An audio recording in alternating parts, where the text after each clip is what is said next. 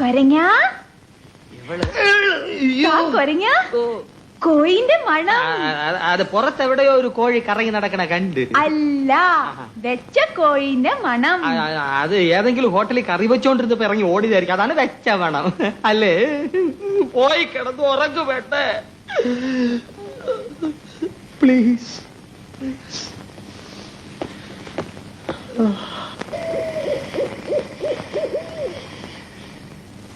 അവൾ ഉറങ്ങി. വല്ല കഴിക്കണ്ടേ? നവാ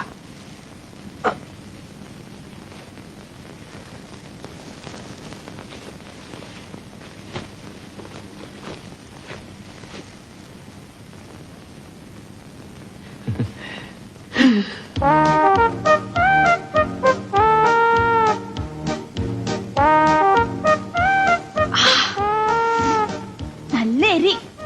വാ ഇങ്ങ് വാ, കൊച്ചു ബാക്കിയുണ്ട്. കൊരങ്ങിന് വേണോ?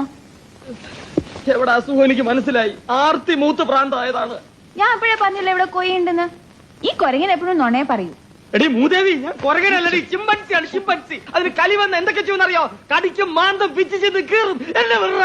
അയ്യോ എനിക്ക് വിശക്കുന്നേ. നിനക്ക് പൊറോട്ടയും ചിക്കനും ഞാൻ വാങ്ങിച്ചോണ്ട് ഓടാ അവിടുന്ന്. പാതിരാക്കി നിന്റെ അച്ഛനുണ്ടാക്കി വെച്ചിരിക്കുന്ന പൊറോട്ടയും ചിക്കനും.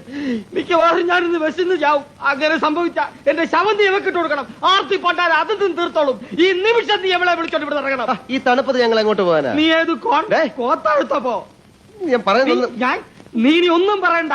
നീ എന്നൂടെ താമസിക്കുന്ന പ്രശ്നമേ ഇല്ല. ഞാൻ പറയുന്ന ഒന്ന് കേക്ക്. ഒന്നും പറയണ്ട. നീ ഇവിടുന്ന് ഇറങ്ങണോ അതോ ഞാൻ ഇവിടുന്ന് ഇറങ്ങണോ?